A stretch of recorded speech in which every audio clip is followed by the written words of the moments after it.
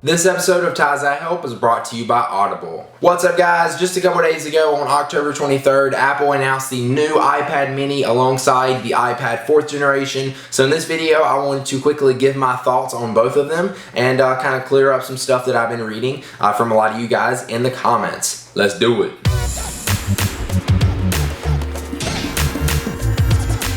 Okay, so first up, we'll start with the iPad mini. I think I'm actually going to really like the iPad mini. Now, obviously, I haven't held it in my hands, but if you've seen it on Apple's site, the design on this thing looks sick. I love how they did the same thing they did with the iPhone 5, where the back is either black/slate, or it's white/metal silver kind of thing. I think it's gonna look sick, and if you've seen it on Apple's site, the black one looks amazing. That's the one I'm getting, definitely. You should do the same.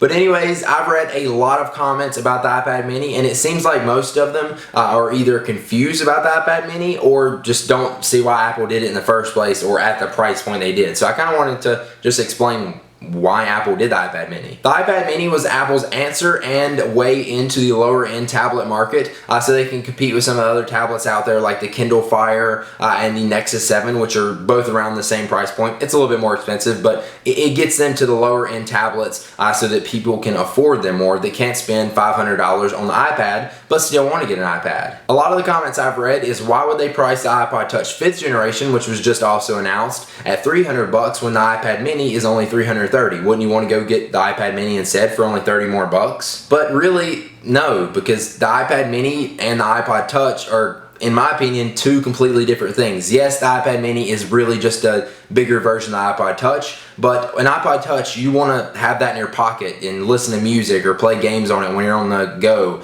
An iPad mini, you carry around like a tablet. You're not going to probably bring that everywhere with you unless you bring a tablet everywhere with you, and you're not going to really use it for just listening to music on or playing games and stuff like that and have it in your pocket at all times. It's just, they're two completely different devices. The reason the price is so close on both of the two is, like I said before, the iPad mini was made to be cheap. They didn't put a Retina display in it. That brought down the price. It's smaller. That brings down the price. It only starts out at 16 gigabytes rather than the iPod Touch 5th generation, which starts out at 32 gigs. So that's a big price change right there. And then also, it only has the A5 chip, whereas the iPod Touch 6th generation has the more powerful A6 chip. So yeah, if you are going to get the new iPod Touch, you could only spend 30 more bucks and get the iPad mini, but what are you actually buying it for? Are you buying it for a tablet, or are you buying it for a iPod that you're going to put in your pocket?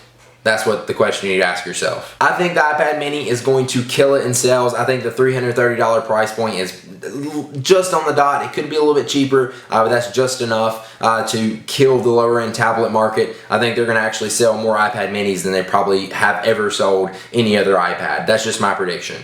We'll see in a few months. Now, if you have the iPad 2 or the iPad 3 and you want to get the new iPad mini, maybe because you just like the size of it compared to the iPad, or you just want the new thing, here's what I suggest you do. If you have the iPad 3 and you're wanting to trade it in for the iPad mini, I suggest you sell it immediately because the iPad 4 is going to be out and the price is just going to drop even more on it.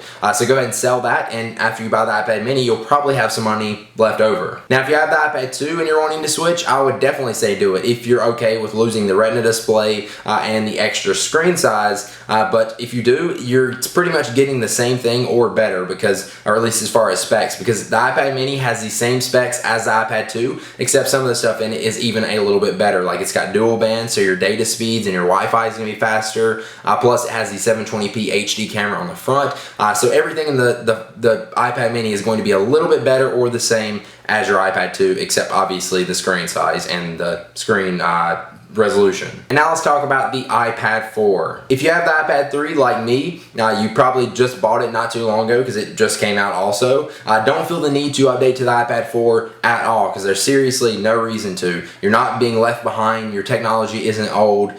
Stay where you are. If you're interested to know what the difference is in the iPad 3 to the iPad 4, basically all they did was added the new A6X chip, which is going to give 2 times faster CPU and graphics performance, basically just meaning it's going to look a tad bit better and be a tiny bit faster, which you probably won't even be able to notice unless you literally put them right beside each other. And then of course it's got the 720p HD camera on the front now, so that's definitely a good upgrade in quality. If you use that a lot, that could be a reason to upgrade to it. And then you're going to have the faster data speeds because it's got the dual band now, so you're going to have faster Wi-Fi and faster LTE or 3G, whichever you're using. And then of course it's got the lightning connector. Now I've read a lot of comments saying, this is just another way, or this is just another excuse for Apple to try to get more money out of their customers, which it probably is that somewhat, but basically the reason they did this is to keep all their devices on the same level. So they all have the lightning connector, they're all having the new chips, and everything is just basically on the same level. Now if you just gotta have the new thing and you want that iPad 4 and you do have the iPad 3, what I would suggest is selling it, because you can put that money towards buying the iPad 4 and you probably won't have to spend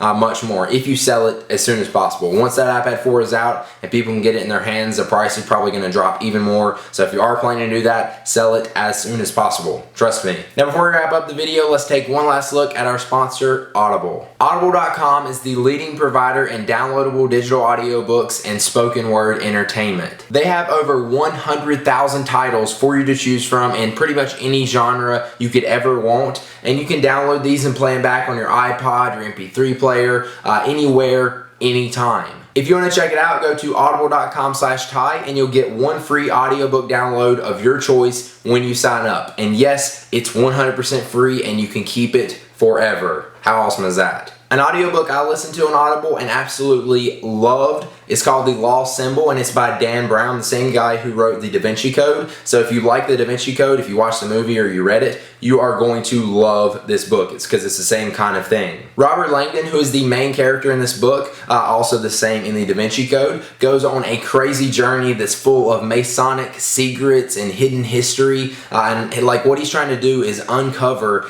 a hidden wisdom that has been lost in the ages, that if it's rediscovered, it is going to change the world completely. It's like an enlightenment. It is an amazing book. If you like that kind of thing, you are going to love this. I absolutely loved reading this.